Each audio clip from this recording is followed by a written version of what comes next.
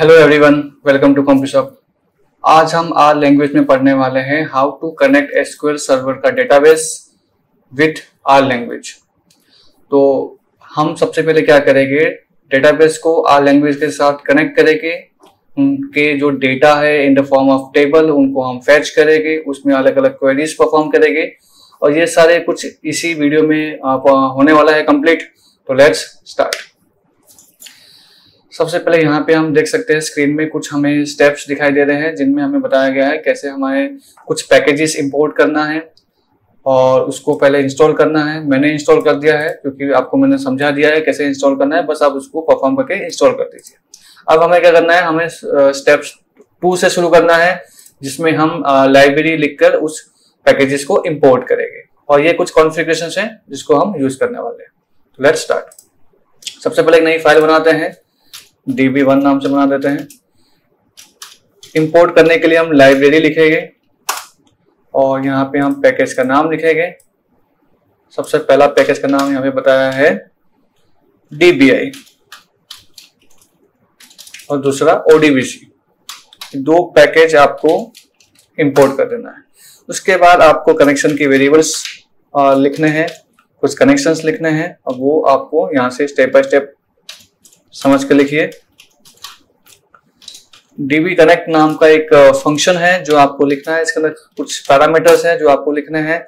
सबसे पहले odbc का जो फंक्शन है वो आप लिख दीजिए। उसके बाद आता है ड्राइवर का नाम।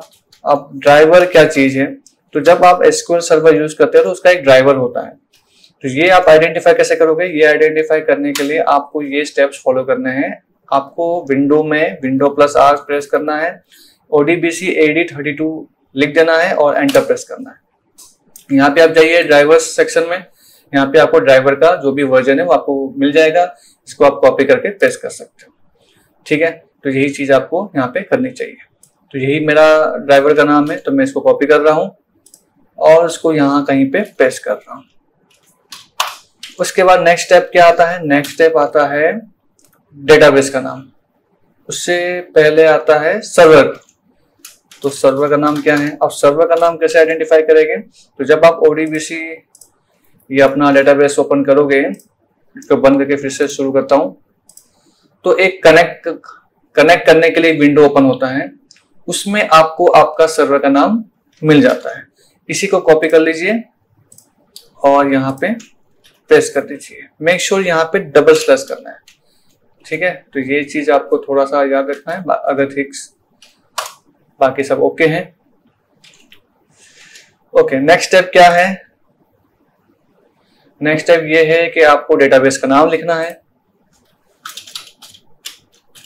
अब डेटाबेस का नाम क्या है, मैंने ऑलरेडी एक डेटाबेस बनाया हुआ है, मैं आपको समझा देता हूं क्या बनाया है। डेटाबेस मैंने बना के रखा हुआ है SQLDB और इसके अंदर एक ऑलरेडी टेबल है एम्प्लॉय का, ठीक है। अगर हम सिलेक्ट क्वेरी लगाकर देखना चाहे कि इस टेबल में क्या है, तो हम यहाँ पे select star from employ table और इसको एग्जीक्यूट करके देखते हैं। तो काफी डेटा यहाँ पे स्टोर्ड है और यही डेटा को मैं अभी आर लैंग्वेज के थ्रू फेच करूंगा। ओके फाइन, तो यहाँ पे हम लिख देंगे SQLDB। इसके बाद जो स्टेप है वो क्या है कि हमें UID पासवर्ड लिखना है, लेकिन ये विंडोज के लिए कोई जरूरी नहीं है, तो आप इसको स्किप कर दीजिए। ये 2 आपको जरूर लिखना है, पोर्ट 1433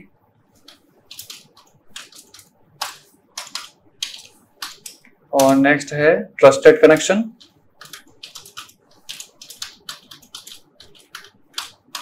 उसको हम कर देंगे यस, ठीक है। तो ऑलमोस्ट सब कुछ हमने लिख दिया है। उसके बाद क्या करना है, इसके बाद हमें क्वेरी लिखनी है। तो एक वेरिएबल ले लेते हैं, क्वेरी नाम से ले लेते हैं और यहाँ पे हम लिख देते हैं select query, select star from table का नाम। सो हमारा टेबल का नाम है EMP। अब इसका जो आंसर आएगा उसको एक वेरिएबल में ले लेते हैं और यहाँ पे लिखना होगा आपको db get query। इसके अंदर पहले आपको कनेक्शन का वेरिएबल लिख देना है और उसके बाद क्वेरी लिख देनी है। और फिर जो आंसर आपको मिलेगा वो आप यहाँ पे लिख सकते हैं। तो ये चीज आपको जरूर लिखनी है। इसमें क्या है कि इसमें आपको पहले कनेक्शन लिखना है, उसके बाद ही आपको इसमें क्वेरी परफॉर्म करनी है। लोग गलती करते हैं, पहले क्वेरी लिख देते हैं फिर कनेक्शन लिखते हैं, तो इसका भी आपको बहुत अच्छे से ध्यान देना है। एक बार हम देख लेते हैं क्या आउटपुट आता है। तो यहाँ पे देखिए मुझे आउटपुट मिल चुका है। ये थोड़ा सा एक्सपांड कर देता हूँ, काफी डेटा आ चुका है यहाँ पे, और कुछ डेटा यहाँ पे विजिबल नहीं हो पाया है तो उसने नीचे के कुछ रोज में ऐसे शिफ्ट कर दिया, बट ये सारे डेटा शो कर रहा है।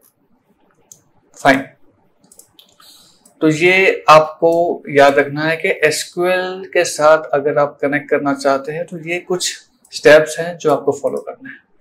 ठीक है, अब यहाँ पे आपको कुछ गिने चुने चीजें चाहिए, जैसे कि where city equals to Chicago. Chicago से जो जो लोग हैं उनका ही डेटा चाहिए। सिलेक्ट स्टार की जगह कुछ और मीनिंगफुल या सिलेक्टेड डेटा चाहिए, जैसे कि फर्स्ट नेम, कैपिटल स्मॉल जो भी है आप उसको देख लीजिएगा। फर्स्ट नेम ले लेते हैं, डिपार्टमेंट ले लेते हैं और सिटी ले लेते हैं। तो ये डिटेल्स ही आपको फैच होके मिलेगी। Let me check. यहाँ पे single quote is not closed, so it should be closed first. आप देख सकते हैं आउटपुट आ चुका है। अब कुछ गिने चुने लोग ही है, 6 लोग हैं जो शिकागो सिटी से हैं और उनका डिटेल्स आपको दिखाई दे रहा है। तो ऐसा सिलेक्टेड चीजें हम ला सकते हैं, और उनको अगर आप ग्राफ में प्लॉट करना चाहो तो ग्राफ में भी प्लॉट कर सकते हैं, कोई बिग डील नहीं है। आप यहाँ पे सीधा सीधा लिख सकते हैं, एक एक्स एक्सिस बना लीजिए आप, जो हमारा आंसर आया है उसी का यूज कीजिए। उसमें हम इसका फर्स्ट नेम जो भी है वो स्टोर कर देते हैं, और ऐसे ही आपको वाई एक्सिस के लिए बनाना है, उसके अंदर हम सैलरी स्टोर कर देते हैं, क्योंकि न्यूमेरिक वैल्यू चाहिए खास करके। तो न्यूमेरिक वैल्यू चाहिए तो ऑब्वियसली यहाँ पे हमें सैलरी को भी मंगाना पड़ेगा, तो मैंने मंगा लिया है। अब इसको हम बार प्लॉट में शो कर देते हैं, बार प्लॉट में x, y लिख देते हैं, तो ये शो हो जाएगा। तो जो डेटा यहाँ पे हमें टर्मिनल में दिखाई देगा वही हमें आउटपुट में भी दिखाई देगा।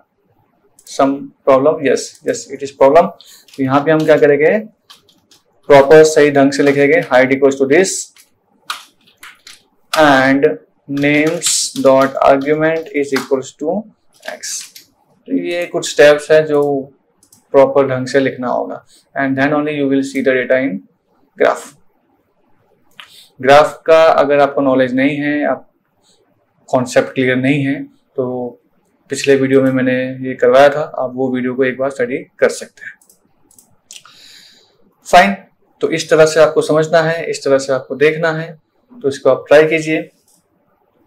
और भी बहुत चीजें कर सकते हो। अगर आपको एसक्यूएल का नॉलेज नहीं है तो आप एसक्यूएल स्टडी कर लीजिए, क्योंकि एसक्यूएल के ही डिपेंड करता है कि एसक्यूएल में आप जो क्वेरी लिखते हो उसी को आप एग्जीक्यूट करके शो कर सकते हो। फिर उसको भले वो आप बार प्लॉट में करो, भले ही आप उसको पाई ग्राफ में करो या प्लॉट में करो, जो भी है।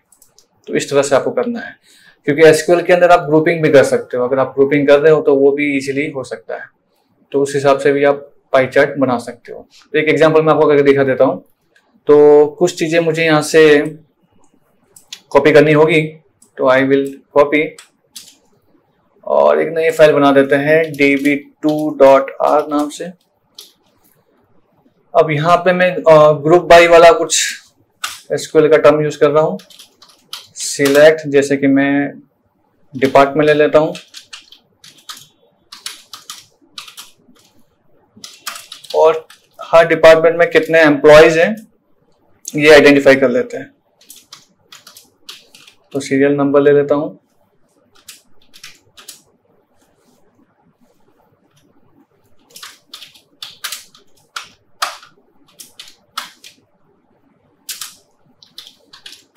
टेबल का नाम अपना EMP है, लास्ट में ग्रुप बाय जरूर लिखेंगे, ग्रुप बाय डिपार्टमेंट।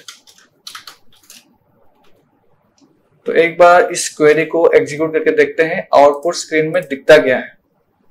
तो देखिए यहाँ पे डिपार्टमेंट का नाम और यहाँ पे उनके नंबर ऑफ एम्प्लॉयज जिसका हेडिंग है टोटल ईएमपी जो मैंने लिखा है वही आ रहा है। अब इसी को आप चाहे तो पाई ग्राफ में या बार ग्राफ में हॉरिजॉन्टली हो, वर्टिकल हो या लाइन प्लॉट में, जैसा आप दिखाना चाहे दिखा सकते हैं। सो मैं यहाँ पे एक्स एक्सिस बनाऊंगा। सबसे पहले एक्स एक्सिस के अंदर मुझे लिखना होगा आंसर और यहाँ पे आ जाएगा डिपार्टमेंट। फिर एक वाई एक्सिस बनाएंगे जिसमें हम लिखेंगे आंसर और यहाँ पे हम लिखेंगे टोटल ईएमपी, क्योंकि मैंने ये दो कॉलम को यहाँ पे सेट किया हुआ है। फिर आपको पाई ग्राफ दिखाना है। पाई में सबसे पहले आता है वाई और फिर आता है लेवल्स और इसमें आ जाएगा एक्स। सिंपल रन करके देख लेते हैं। तो जो हमने यहाँ पे डेटा शो किया है वही चीज हमें यहाँ पे ग्राफ में भी दिखाई दे रहा है। तो इस तरह से आप डेटा को प्रेजेंट कर सकते हो, एक्सप्रेस कर सकते हो। तो ये सब चीजें आप एक बार जरूर प्रैक्टिस कीजिए। कोई डाउट कोई प्रॉब्लम हो तो जरूर कमेंट सेक्शन खुला है, आप उसमें पूछ सकते हैं, रिप्लाई जरूर मिलेगा। और लाइक कीजिए, सब्सक्राइब कीजिए, ये चीज आप करते रहिए, आपको लेटेस्ट अपडेट मिलता रहेगा। ठीक है, फिर मिलेंगे नेक्स्ट वीडियो में। तब तक के लिए good bye, take care and have a good day.